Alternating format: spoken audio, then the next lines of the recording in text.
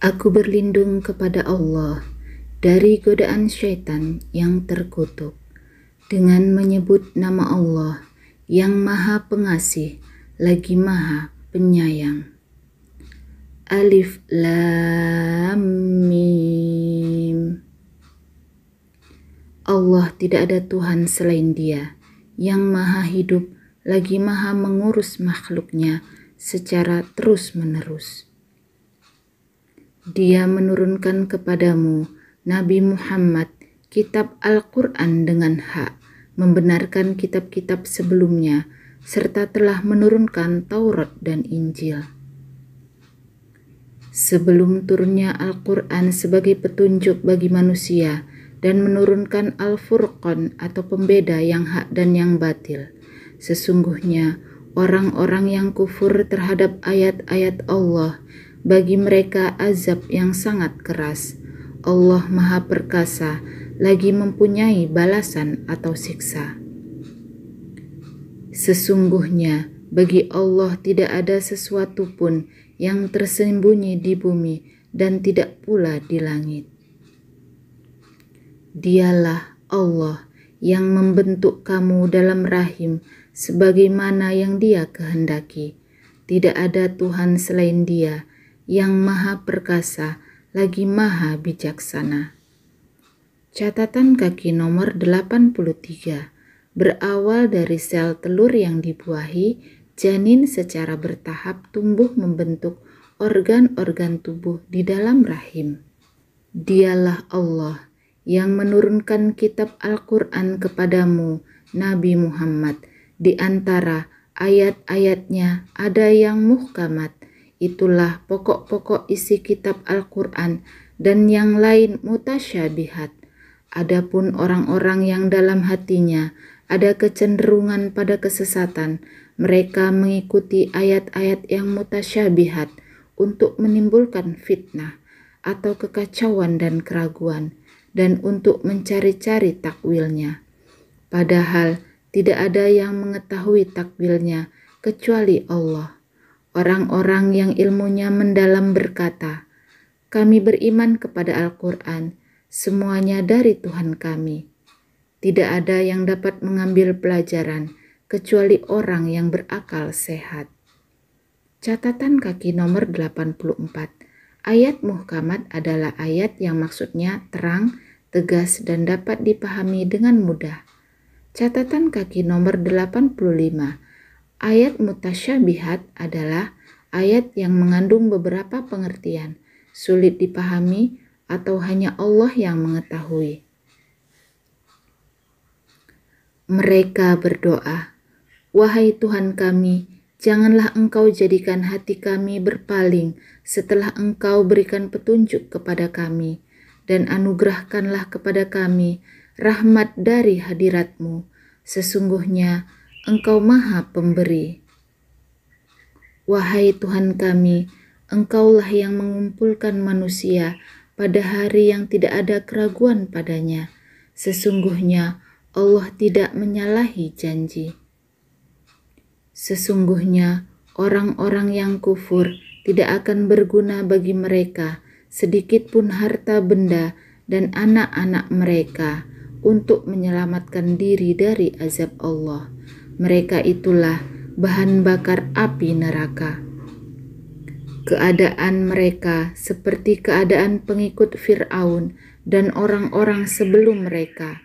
Mereka mendustakan ayat-ayat kami. Oleh sebab itu, Allah menyiksa mereka karena dosa-dosanya. Allah sangat keras hukumnya. Katakanlah Nabi Muhammad kepada orang-orang yang kufur, "Kamu pasti akan dikalahkan dan digiring ke dalam neraka jahanam. Itulah seburuk-buruk tempat tinggal." Sungguh telah ada tanda atau bukti bagimu pada dua golongan yang bertemu dalam pertempuran. Satu golongan berperang di jalan Allah, dan golongan yang lain kafir yang melintas dengan mata kepala bahwa mereka golongan muslim 2 kali lipat jumlahnya. Allah menguatkan siapa yang Dia kehendaki dengan pertolongannya. Sesungguhnya pada yang demikian itu benar-benar terdapat pelajaran bagi orang-orang yang mempunyai penglihatan atau mata hati. Catatan kaki nomor 86. Pertempuran antara dua golongan yang dimaksudkan oleh ayat ini terjadi antara kaum muslim dan kaum musyrik pada Perang Badar tahun kedua Hijriah di barat daya Madinah. Jadikan indah bagi manusia kecintaan pada aneka kesenangan yang berupa perempuan, anak-anak, harta benda yang bertimbun tak terhingga berupa emas, perak, kuda pilihan, binatang ternak, dan sawah ladang. Itulah kesenangan hidup di dunia, dan di sisi Allah lah tempat kembali yang baik. Katakanlah, maukah aku beritahukan kepadamu sesuatu yang lebih baik daripada yang demikian itu? Orang-orang yang bertakwa, di sisi Tuhan mereka ada surga-surga yang mengalir di bawahnya sungai-sungai. Mereka kekal di dalamnya, dan untuk mereka pasangan yang disucikan serta ridha Allah. Allah Maha melihat hamba-hambanya, yaitu orang-orang yang berdoa, "Wahai Tuhan kami, sesungguhnya kami benar-benar telah beriman, maka ampunilah dosa-dosa kami dan selamatkanlah kami dari azab neraka." Juga orang-orang yang sabar, benar, taat, dan berinfak, serta memohon ampunan pada akhir malam. Allah menyatakan bahwa tidak ada Tuhan selain Dia, Allah yang menegakkan keadilan. Demikian pula para malaikat dan orang berilmu. Tidak ada Tuhan selain Dia, yang maha perkasa lagi maha bijaksana. Sesungguhnya agama yang diridhoi di sisi Allah ialah Islam. Orang-orang yang telah diberi kitab tidak berselisih, kecuali setelah datang pengetahuan kepada mereka karena kedengkian di antara mereka. Siapa yang kufur terhadap ayat-ayat Allah, sesungguhnya Allah sangat cepat perhitungannya. Jika mereka mendebat engkau Nabi Muhammad, katakanlah, aku berserah diri kepada Allah, dan demikian pula orang-orang yang mengikutiku. Katakanlah kepada orang-orang Yahudi dan Nasrani yang telah diberi kitab Taurat dan Injil, dan kepada orang-orang yang ummi, sudahkah kamu masuk Islam? Jika mereka telah masuk Islam, sungguh mereka telah mendapat petunjuk. Akan tetapi, jika mereka berpaling, sesungguhnya kewajibanmu hanyalah menyampaikan. Allah Maha melihat hamba-hambanya. Catatan nomor 87. Kata ummi yang dimaksud dalam ayat ini adalah orang yang tidak mendapat kitab suci. Sesungguhnya orang-orang yang kufur terhadap ayat-ayat Allah, membunuh para nabi tanpa hak atau alasan yang benar, dan membunuh manusia yang memerintahkan keadilan, sampaikanlah kepada mereka kabar gembira tentang azab yang pedih. Mereka itulah orang-orang yang amalnya sia-sia di dunia dan di akhirat, dan tidak ada bagi mereka satu penolong pun. Tidakkah engkau Nabi Muhammad memperhatikan orang-orang Yahudi yang telah diberi bagian pengetahuan kitab Taurat? Mereka diajak berperang pada kitab Allah untuk memutuskan perkara di antara mereka. Kemudian segolongan dari mereka berpaling dan menolak kebenaran. Demikian itu disebabkan bahwa mereka berkata, api neraka tidak akan menyentuh kami, kecuali beberapa hitungan hari saja. Mereka terperdaya dalam agamanya oleh apa yang selalu mereka ada-adakan. Bagaimanakah nanti jika mereka kami kumpulkan pada hari kiamat yang tidak ada keraguan padanya, dan setiap jiwa diberi balasan yang sempurna sesuai dengan apa yang telah dikerjakan tanpa dijalimi? Katakanlah Nabi Muhammad, wahai Allah, pemilik kekuasaan, Engkau berikan kekuasaan kepada siapapun yang Engkau kehendaki, dan Engkau cabut kekuasaan dari siapa yang Engkau kehendaki. Engkau muliakan siapa yang Engkau kehendaki, dan Engkau hinakan siapa yang Engkau kehendaki. Di tangan-Mu lah segala kebajikan. Sesungguhnya Engkau Maha Kuasa atas segala sesuatu. Engkau masukkan malam ke dalam siang, dan Engkau masukkan siang ke dalam malam. Engkau keluarkan yang hidup dari yang mati, dan Engkau keluarkan yang mati dari yang hidup. Engkau berikan rezeki kepada siapa yang Engkau kehendaki tanpa perhitungan. Janganlah orang-orang mukmin menjadikan orang kafir sebagai para wali dengan mengesampingkan orang-orang mukmin. Siapa yang melakukan itu, hal itu sama sekali bukan dari ajaran Allah, kecuali untuk menjaga diri dari sesuatu yang kamu takuti dari mereka.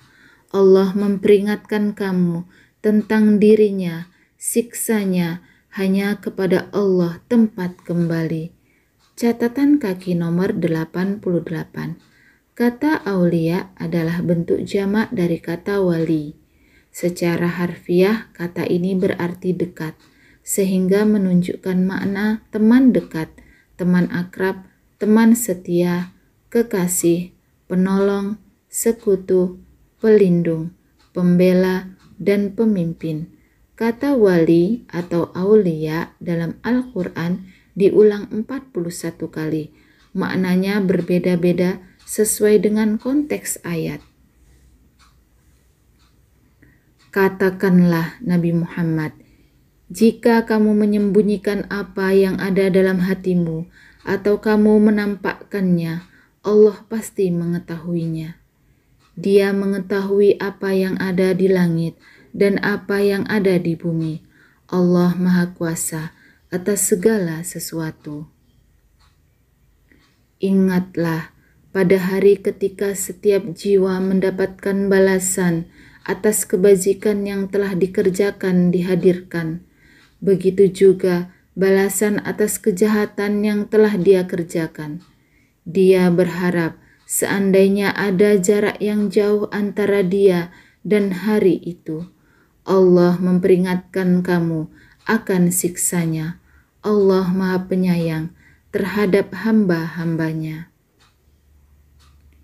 Katakanlah Nabi Muhammad, jika kamu mencintai Allah, ikutilah aku, niscaya Allah akan mencintaimu dan mengampuni dosa-dosamu. Allah Maha Pengampun lagi Maha Penyayang. Katakanlah Nabi Muhammad, taatilah Allah dan Rasul-Nya. Jika kamu berpaling, sesungguhnya Allah tidak menyukai orang-orang kafir. Sesungguhnya Allah telah memilih Adam, Nuh, keluarga Ibrahim, dan keluarga Imran atas segala. Sesungguhnya Allah telah memilih Adam, Nuh, keluarga Ibrahim, dan keluarga Imran atas seluruh alam atau manusia, dan sesungguhnya Allah telah memilih Adam, Nuh, keluarga Ibrahim, dan keluarga Imran atas seluruh alam manusia pada zamannya masing-masing. Mereka adalah satu keturunan, sebagiannya adalah keturunan dari sebagian yang lain. Allah Maha Mendengar lagi Maha Mengetahui. Ingatlah ketika istri Imran berkata, wahai Tuhanku, sesungguhnya aku menazarkan kepadamu apa yang ada di dalam kandunganku murni untukmu, atau berkhidmat di Baitul Maqdis. Maka terimalah nazar itu dariku. Sesungguhnya Engkaulah yang Maha Mendengar lagi Maha Mengetahui. Catatan kaki nomor 89. Istri Imran yang merupakan ibunda Maryam adalah Hanna binti Faqud. Nabi Zakaria alaihissalam menikahi saudari perempuan Hanna sehingga Maryam adalah keponakannya. Ketika melahirkannya, dia berkata, "Wahai Tuhanku, aku telah melahirkan anak perempuan." Padahal Allah lebih tahu apa yang dia atau istri Imran lahirkan. Laki-laki tidak sama dengan perempuan. Aku memberinya nama Maryam, serta memohon perlindunganmu untuknya dan anak cucunya dari setan yang terkutuk. Dia Allah menerimanya, Maryam dengan penerimaan yang baik, membesarkannya dengan pertumbuhan yang baik, dan menyerahkan pemeliharaannya kepada Zakaria. Setiap kali Zakaria masuk menemui di mihrabnya, dia mendapati makanan di sisinya. Dia berkata, "Wahai Maryam, dari mana ini engkau peroleh?" Dia Maryam menjawab, "Itu dari Allah. Sesungguhnya Allah memberi rezeki kepada siapa yang Dia kehendaki tanpa perhitungan." Di sanalah Zakaria berdoa kepada Tuhannya. Dia berkata, "Wahai Tuhanku, karuniakanlah kepadaku keturunan yang baik dari sisimu. Sesungguhnya Engkau Maha mendengar doa." Lalu malaikat Jibril memanggilnya ketika dia berdiri melaksanakan sholat di mihrab. Allah menyampaikan kabar gembira kepadamu dengan kelahiran Yahya yang membenarkan kalimat dari Allah, menjadi panutan, menahan diri dari hawa nafsu, dan seorang nabi di antara orang-orang saleh. Catatan kaki nomor 90 membenarkan kedatangan seorang nabi yang diciptakan dengan kata kun, jadilah, tanpa ayah, yaitu Nabi Isa alaihissalam. Dia Zakaria berkata, "Wahai Tuhanku, bagaimana aku bisa mendapat anak, sedangkan aku sudah sangat tua dan istriku pun mandul?" Allah berfirman, "Demikianlah Allah melakukan apa yang Dia kehendaki."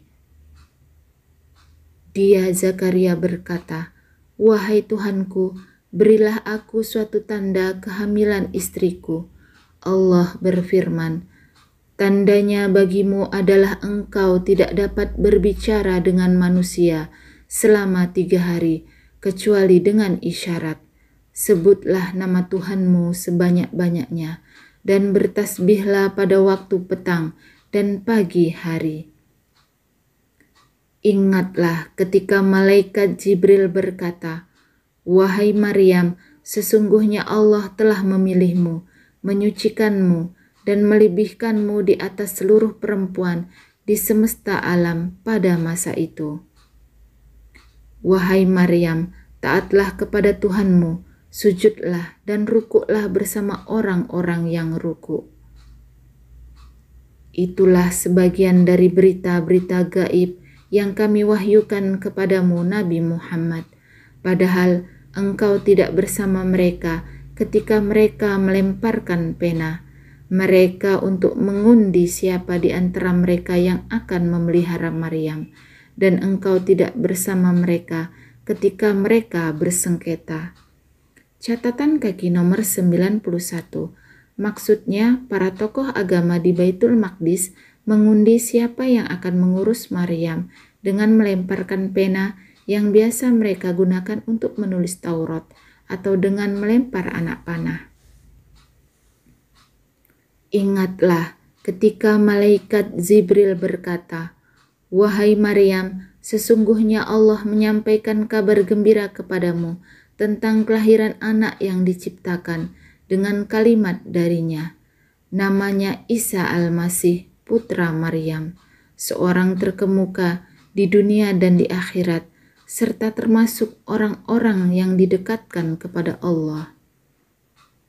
Dia berbicara dengan manusia sewaktu dalam buayan dan ketika sudah dewasa, serta termasuk orang-orang saleh." Dia Maryam berkata, Wahai Tuhanku, bagaimana mungkin aku akan mempunyai anak, padahal tidak ada seorang laki-laki pun yang menyentuhku. Dia Allah berfirman, demikianlah Allah menciptakan apa yang Dia kehendaki. Apabila Dia hendak menetapkan sesuatu, Dia hanya berkata padanya, jadilah, maka jadilah sesuatu itu.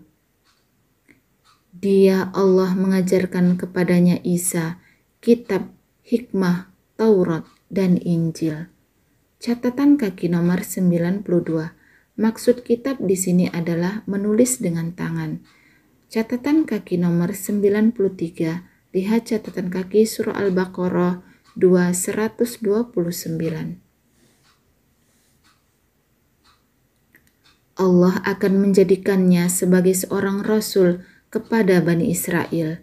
Isa berkata, sesungguhnya aku telah datang kepadamu dengan tanda mukjizat dari Tuhanmu. Sesungguhnya aku membuatkan bagimu sesuatu dari tanah yang berbentuk seperti burung. Lalu aku meniupnya sehingga menjadi seekor burung dengan izin Allah. Aku menyembuhkan orang yang buta sejak dari lahir dan orang yang berpenyakit buras atau belang. Aku menghidupkan orang-orang mati dengan izin Allah. Aku beritahukan kepadamu apa yang kamu makan dan apa yang kamu simpan di rumahmu. Sesungguhnya pada yang demikian itu benar-benar terdapat tanda kerasulanku bagimu jika kamu orang-orang mukmin. Aku diutus untuk membenarkan Taurat yang diturunkan sebelumku dan untuk menghalalkan bagi kamu sebagian perkara yang telah diharamkan untukmu. Aku datang kepadamu dengan membawa tanda mukjizat Tuhanmu. Oleh karena itu, bertakwalah kepada Allah dan taatlah kepadaku. Sesungguhnya Allah itu Tuhanku dan Tuhanmu. Oleh karena itu, sembahlah Dia. Inilah jalan yang lurus. Ketika Isa merasakan kekufuran mereka, yaitu Bani Israel, Dia berkata, siapakah yang akan menjadi penolongku untuk menegakkan agama Allah? Para Hawari atau sahabat setianya menjawab, kamilah penolong agama Allah. Kami beriman kepada Allah dan saksikanlah sesungguhnya kami adalah orang-orang Muslim. Wahai Tuhan kami telah beriman kepada apa yang Engkau turunkan dan kami telah mengikuti Rasul. Oleh karena itu, tetapkanlah kami bersama orang-orang yang memberikan kesaksian. Mereka orang-orang kafir membuat tipu daya dan Allah pun membalas tipu daya mereka. Allah sebaik-baik pembalas tipu daya. Ingatlah ketika Allah berfirman, wahai Isa, aku mengambilmu, mengangkatmu kepadaku, menyucikanmu dari orang-orang yang kufur, dan menjadikan orang-orang yang mengikutimu lebih unggul daripada orang-orang yang kufur hingga hari kiamat. Kemudian kepadakulah kamu kembali, lalu aku beri keputusan tentang apa yang selalu kamu perselisihkan. Adapun orang-orang yang kufur, akan aku azab mereka dengan azab yang sangat keras di dunia dan di akhirat, dan sekali-kali tidak ada penolong bagi mereka. Sementara itu, orang-orang yang beriman dan beramal saleh akan Dia berikan pahala mereka dengan sempurna. Allah tidak menyukai orang-orang zalim. Itulah kisah Isa yang kami bacakan kepadamu, wahai Nabi Muhammad, sebagian bukti-bukti kebenaranmu sebagai Rasul dan peringatan yang penuh hikmah, yaitu Al-Quran. Sesungguhnya perumpamaan penciptaan Isa bagi Allah adalah seperti penciptaan Adam. Dia menciptakannya dari tanah, kemudian berfirman kepadanya, jadilah, maka jadilah sesuatu itu. Kebenaran itu dari Tuhanmu. Oleh karena itu, janganlah engkau Nabi Muhammad termasuk orang-orang yang ragu. Siapa yang membantahmu dalam hal ini setelah datang ilmu kepadamu, maka katakanlah, hai Nabi Muhammad, marilah kita panggil anak-anak kami dan anak-anak kamu, istri-istri kami dan istri-istri kamu, diri kami dan diri kamu. Kemudian marilah kita bermubahalah agar laknat Allah ditimpakan kepada para pendusta. Catatan kaki nomor 94. Mubahalah berarti setiap pihak yang berselisih berdoa dengan sungguh-sungguh agar Allah menjatuhkan laknat kepada pihak yang berdusta. Nabi Muhammad sallallahu alaihi wasallam mengajak utusan Najran bermubahalah, tetapi mereka tidak berani. Hal ini menjadi bukti kebenaran akidah Islam tentang Isa alaihissalam. Sesungguhnya ini benar-benar kisah yang hak. Tidak ada Tuhan selain Allah, dan sesungguhnya Allah lah yang benar-benar maha perkasa, lagi maha bijaksana. Jika mereka berpaling, ketahuilah bahwa sesungguhnya Allah maha mengetahui orang-orang yang berbuat kerusakan. Katakanlah Nabi Muhammad, wahai ahlul kitab, marilah kita menuju kepada satu kalimat pegangan yang sama antara kami dan kamu, yakni kita tidak menyembah selain Allah, kita tidak mempersekutukannya dengan sesuatu apapun, dan tidak pula sebagian kita menjadikan sebagian yang lain sebagai Tuhan-Tuhan selain Allah. Jika mereka berpaling, katakanlah kepada mereka, saksikanlah bahwa sesungguhnya kami adalah orang-orang Muslim. Wahai ahlul kitab, mengapa kamu berbantah-bantahan tentang Ibrahim? Padahal Taurat dan Injil tidak diturunkan kecuali setelah dia, yaitu Ibrahim. Apakah kamu tidak mengerti? Catatan kaki nomor 95. Orang Yahudi dan Nasrani masing-masing menganggap bahwa Nabi Ibrahim alaihissalam itu dari golongannya. Lalu Allah membantah mereka dengan alasan bahwa Nabi Ibrahim alaihissalam itu datang sebelum mereka. Begitulah kamu berbantah-bantahan tentang apa yang kamu ketahui. Tetapi mengapa kamu berbantah-bantahan juga tentang apa yang tidak kamu ketahui? Allah mengetahui, sedangkan kamu tidak mengetahui. Catatan kaki nomor 96.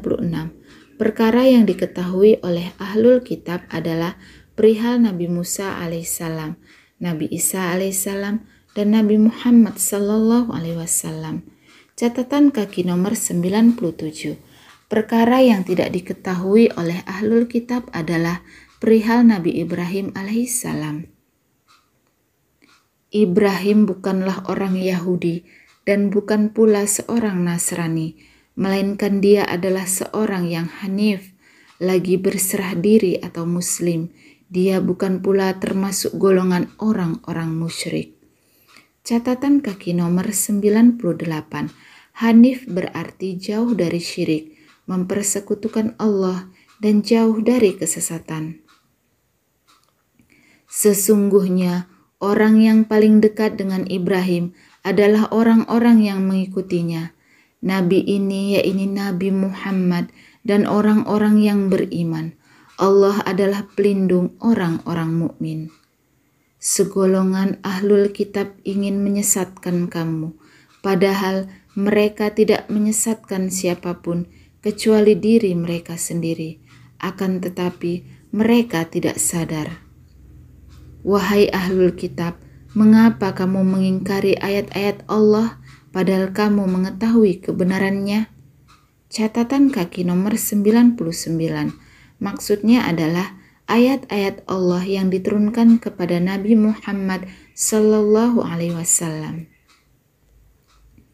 Wahai ahlul kitab, mengapa kamu mencampur adukkan yang hak dengan yang batil, dan kamu menyembunyikan kebenaran, padahal kamu mengetahui?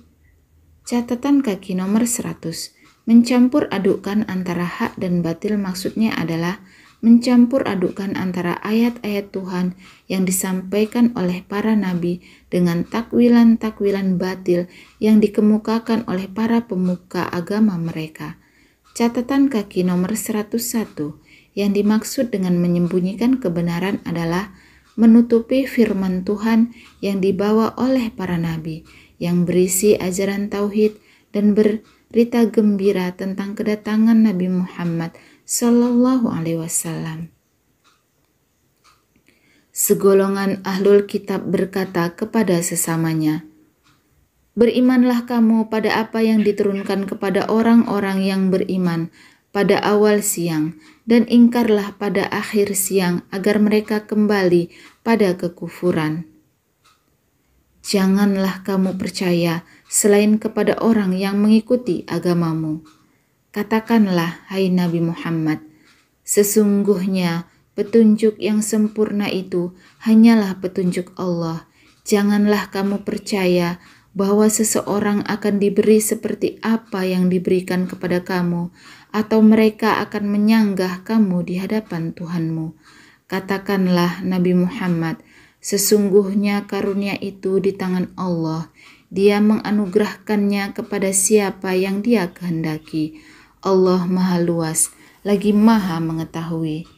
Catatan kaki nomor 102, yakni kepada orang yang seagama dengan kamu, Yahudi atau Nasrani, agar mereka tidak masuk Islam, atau kepada orang-orang Yahudi atau Nasrani yang sudah terlanjur masuk Islam, agar iman mereka guncang dan kembali pada agama mereka semula. Dia menentukan rahmat-Nya kepada siapa yang Dia kehendaki, dan Allah memiliki karunia yang besar. Di antara ahlul kitab ada orang yang jika engkau percayakan kepadanya harta yang banyak, niscaya dia mengembalikannya kepadamu. Akan tetapi ada pula di antara mereka orang yang jika engkau percayakan kepadanya 1 dinar, dia tidak mengembalikannya kepadamu, kecuali jika engkau selalu menagihnya. Yang demikian itu disebabkan mereka berkata, "Tidak ada dosa bagi kami terhadap orang-orang ummi." Mereka mengatakan hal yang dusta terhadap Allah, padahal mereka mengetahui. Catatan kaki nomor 103. Pengertian ummi dapat dilihat pada catatan kaki ayat ke-20. Mereka beranggapan bahwa mereka boleh memperoleh harta dengan cara menipu orang-orang yang tidak seagama dengan mereka. Menurut mereka, Allah Subhanahu wa Ta'ala membolehkan cara semacam itu. Hal ini tidak benar, karena menipu adalah perbuatan yang dilarang oleh agama. Bukan begitu, yang benar siapa yang menepati janji dan bertakwa. Sesungguhnya Allah mencintai orang-orang yang bertakwa. Sesungguhnya orang-orang yang memperjualbelikan janji Allah dan sumpah-sumpah mereka dengan harga murah, mereka itu tidak memperoleh bagian di akhirat. Allah tidak akan menyapa mereka, tidak akan memperhatikan mereka pada hari kiamat, dan tidak akan menyucikan mereka. Bagi mereka azab yang pedih. Sesungguhnya di antara mereka Bani Israel ada segolongan yang memutar-mutar lidahnya ketika membaca Alkitab, agar kamu menyangka yang mereka baca itu sebagian dari Alkitab, padahal itu bukan dari Alkitab. Mereka berkata, "Itu dari Allah," padahal itu bukan dari Allah. Mereka mengatakan hal yang dusta terhadap Allah, sedangkan mereka mengetahui. Tidak sepatutnya seseorang diberi Alkitab, hukum, dan kenabian oleh Allah, kemudian dia berkata kepada manusia, "Jadilah kamu para penyembahku, bukan penyembah Allah." Tetapi hendaknya dia berkata, "Jadikanlah kamu para pengabdi Allah, karena kamu selalu mengajarkan kitab dan mempelajarinya." Tidak sepatutnya pula Dia menyuruh kamu menjadikan para malaikat dan para nabi sebagai Tuhan. Apakah patut Dia menyuruh kamu berbuat kekufuran setelah kamu menjadi muslim? Ingatlah ketika Allah mengambil perjanjian dari para nabi, manakala aku memberikan kitab dan hikmah kepadamu, lalu datang kepada kamu seorang rasul yang membenarkan apa yang ada pada kamu, niscaya kamu akan sungguh-sungguh beriman kepadanya dan menolongnya. Allah berfirman, apakah kamu mengakui dan menerima perjanjian denganku atas yang demikian itu? Mereka menjawab, kami mengakui. Allah berfirman, kalau begitu bersaksilah kamu, para nabi, dan aku menjadi saksi pula bersama kamu.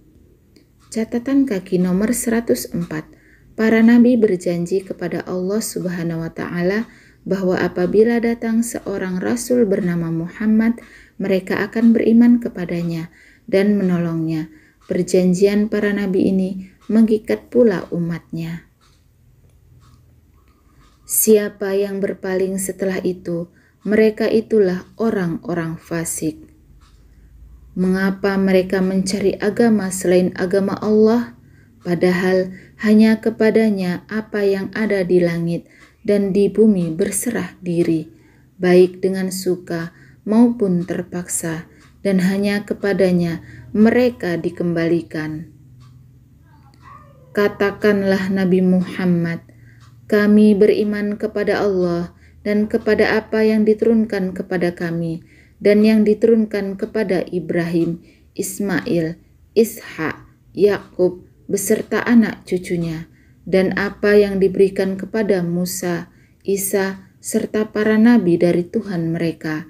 Kami tidak membeda-bedakan seorang pun di antara mereka, dan hanya kepadanya kami berserah diri.